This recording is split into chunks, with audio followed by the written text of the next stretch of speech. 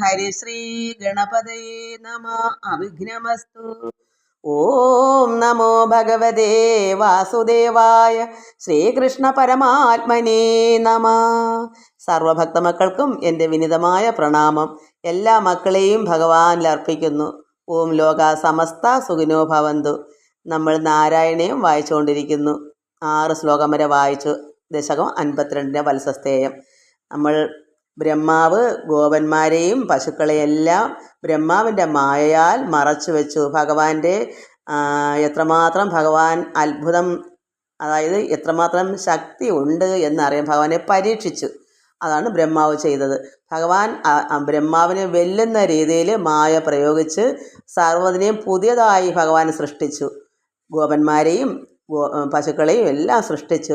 അങ്ങനെ 1 വർഷം വരെ കൊണ്ട് നടന്നിട്ടും ഇവിടെ ഗോപന്മാരും അറിയുന്നില്ല, ഭഗവാന്റെ ജ്യേഷ്ഠനായ ബലരാമനും ഇതറിയാൻ പറ്റുന്നില്ല. കാരണം യഥാർത്ഥമായ പൂർണ്ണനല്ലാത്തതുകൊണ്ട് ഇവിടെ അംശ അവതാരമാണ് ഈ ബലരാമന്.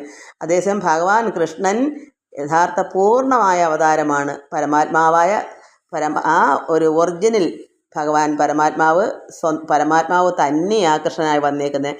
പൂർണ്ണനാണ്, 100ന് 100 ഉണ്ട്.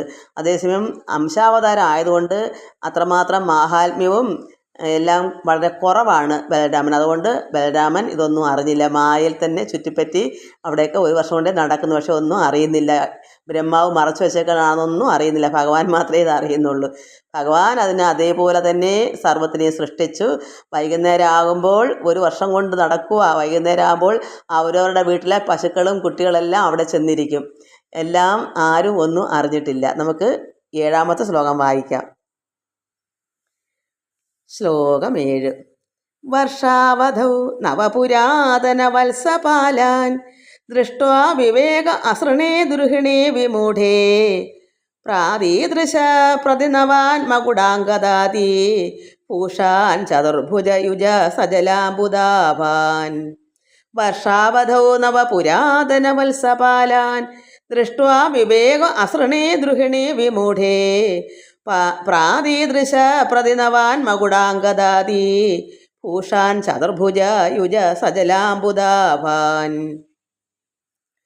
ഭഗവാൻ ശ്രീകൃഷ്ണൻ സ്വയം, അതായത് ഭഗവാൻ നിത്യവും വനവിഹാരം ചെയ്യുകയും സാധാരണ എങ്ങനെ എന്നും അതുപോലെ തന്നെ ഭഗവാൻ അവിടെ കാടുകളിൽ വനവിഹാരം ചെയ്യുകയും പൈക്കളെ മേയ്ക്കുകയും ചെയ്തിരുന്നു. ബ്രഹ്മാവ് താൻ ഗോപ്യമാക്കിയ ഗോവത്സങ്ങളെയും കുമാരന്മാരെയും കൂടാതെ കൃഷ്ണൻ എന്ത് ചെയ്യുന്നു എന്നറിയാനായി ഭൂമിയിൽ 1 കൊല്ലം തങ്ങി.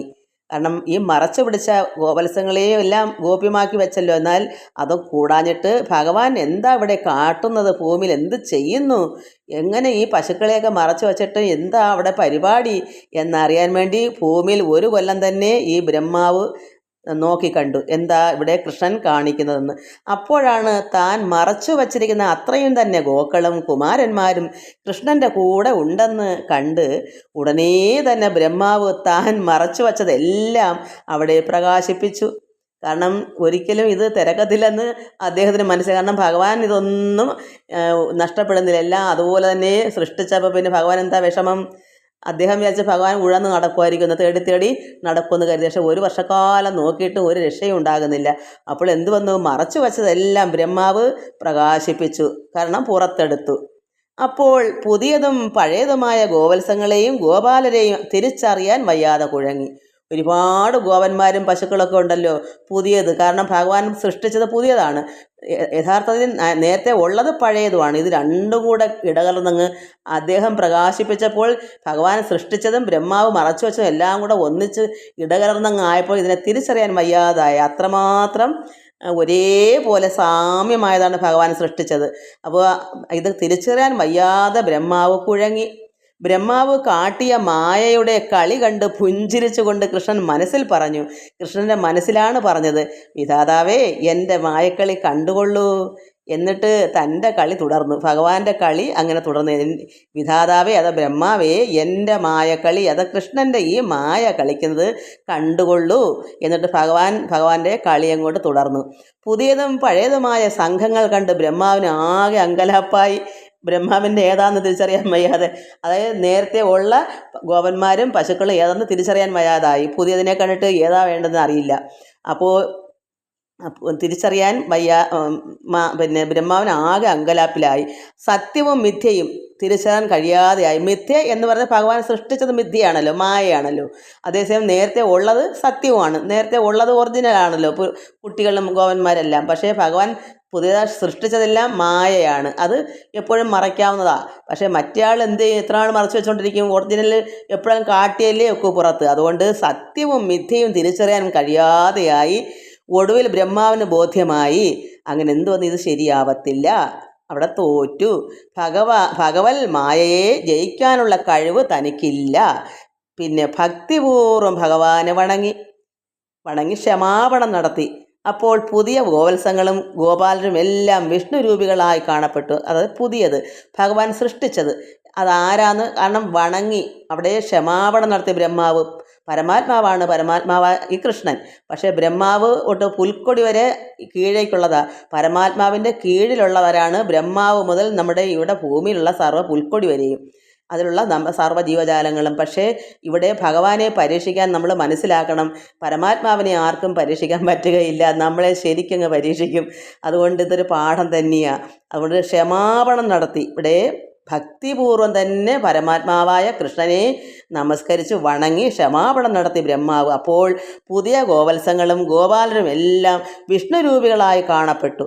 അതായത് ഭക്തിയോടുകൂടി തന്നെ സ്മരിച്ചപ്പോൾ, ഭക്തിയോടുകൂടി ഭഗവാനെ കൃഷ്ണനെയും ബ്രഹ്മാവ് സ്മരിച്ചു ഓർത്തപ്പോൾ ഭഗവാൻ ആ സംഘമെല്ലാം താൻ തന്നെയാണെന്ന് അറിയിച്ചു കൊടുത്തു. അല്ലെങ്കിൽ അറിയിക്കത്തില്ല. അവിടെ ക്ഷമിക്കണമേ എന്ന് വണങ്ങി സ്തുതിച്ചു ബ്രഹ്മാവ്. അതുകൊണ്ട് ഭഗവാന്റെ ഈ പുതിയതായി ഉണ്ടാക്കിയ ഈ സംഘമെല്ലാം പശുക്കളും ഗോപന്മാരും എല്ലാം താൻ തന്നെയാണെന്ന്, കൃഷ്ണൻ തന്നെയാണെന്ന് ബ്രഹ്മാവിനെ അറിയിച്ചു കൊടുത്തു. അപ്പോൾ അവിടെ ക്ഷമാപണം ചെയ്തതുകൊണ്ടാണ് അങ്ങനെ ഭഗവാൻ കാണിച്ചു കൊടുത്തത്. കണ്ടോട്ടെ എന്ന് കരുതി. നമുക്ക് അടുത്ത ശ്ലോകം വായിക്കാം. ശ്ലോകം 8. പ്രത്യേക ഏവ കമല പരിലാളിതാംഗാൻ ഭോഗീന്ദ്രഭോഗശയനാൻ നയനാഭിരാമാൻ ലീലാ നിമീലിത ദൃശ സനകാദിയോഗി വ്യാസേവിതാൻ കമലപൂർഭവതോ ദദർശ. പ്രത്യേകം ഏവ കമല പരിലാളിതാംഗാൻ ഭോഗീന്ദ്രഭോഗശയനാൻ നയനാഭിരാമാൻ ലീലാനിമീലിത നൃശ സനകാദിയോഗി വ്യാസേവിതാൻ കമലപൂർഭവതോ ദദർശ. അങ്ങനെ ഭഗവാൻ പുതുതായി സൃഷ്ടിച്ചതിനെല്ലാം ഈ ബ്രഹ്മാവിന് കാട്ടിക്കൊടുത്തു. അങ്ങനെ എന്തൊക്കെയാണ് കാട്ടിക്കൊടുത്തത്? ഓരോരുത്തരും ലക്ഷ്മി ഭഗവതിയാൽ പരിലാളിക്കപ്പെടുന്നവരും. ഭഗവാനിൽ തന്നെ ഉണ്ടല്ലോ ലക്ഷ്മി, ഐശ്വര്യദേവത. ഭഗവാൻ നാരായണൻ്റെ ഭാര്യയായ ലക്ഷ്മി ഭഗവാൻ കൃഷ്ണൻ്റെ കൂടെ ഉണ്ടല്ലോ.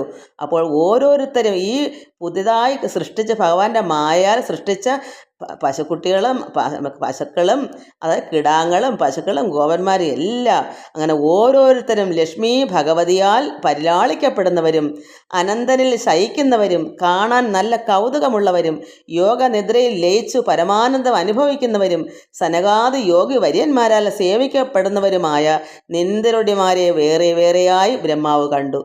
അപ്പോൾ ഇവിടെ എന്തെല്ലാം ഉണ്ടോ അതൊക്കെ ബ്രഹ്മാവിനെ കാട്ടിക്കൊടുത്തു. അതുകൊണ്ടാണ് ഈ കുട്ടികളുമായി തന്നെ ഭഗവാൻ എല്ലാ പശുക്കളും എല്ലാം ഭഗവാന്റെ അവതാരമാണല്ലോ, പുതിയ മായ. അപ്പോൾ ആ വീടുകളിൽ ചെല്ലുമ്പോൾ അവർക്ക് പ്രത്യേക ആനന്ദം ഉണ്ടായത് എന്താ? ഭഗവതി അതായത് ദേവി ലക്ഷ്മി ഭഗവതി അവിടെ ചെല്ലുന്നു. അതുകൊണ്ട് വീടുകളിൽ ചെല്ലുമ്പോൾ എല്ലാവർക്കും കുട്ടികളെയും പശുക്കളെയും കാണുമ്പോൾ ഒരു പ്രത്യേക അനുഭൂതി ഉണ്ടായിരുന്നു. നമ്മൾ കഴിഞ്ഞ ശ്ലോകങ്ങളിൽ വായിച്ചു. അതെന്താ? ഭഗവതി ലക്ഷ്മി ഭഗവതി കൂടെ ഭഗവാന്റെ കൂടെയാണല്ലോ ചെല്ലുന്നത്. അതാണല്ലോ പശുക്കളും കുട്ടികളും എല്ലാം. അതുകൊണ്ട് ഓരോരുത്തരും ലക്ഷ്മി ഭഗവതിയാൽ പരിലാളിക്കപ്പെടുന്നവരും അനന്തനിൽ ശയിക്കുന്നവർ, അത് ശേഷൻ അനന്തൻ, അതിൽ ശയിക്കുന്നവരും കാണാൻ നല്ല കൗതുകമുള്ളവരും യോഗനിദ്രയിൽ ലയിച്ച് പരമാനന്ദം അനുഭവിക്കുന്നവരും, അത് ധ്യാനിച്ച് യോഗത്തിലിരിക്കുന്നവരും സനകാദി യോഗി വര്യന്മാരാൽ സേവിക്കപ്പെടുന്നവരുമായ നിന്ദരുടിമാരെ വേറെ വേറെയായി ബ്രഹ്മാവ് കണ്ടു. അതാണ് ഈ ശ്ലോകത്തിൽ പറയുന്നത്. നമുക്ക് അടുത്ത ശ്ലോകം അടുത്ത ദിവസം വായിക്കാം. എല്ലാവർക്കും നമസ്കാരം. ഓം ലോകാ സമസ്ത സുഖിനോ ഭവന്തു. സർവത്ര ഗോവിന്ദ നാമ സങ്കീർത്തനം. ഗോവിന്ദ ഗോവിന്ദ.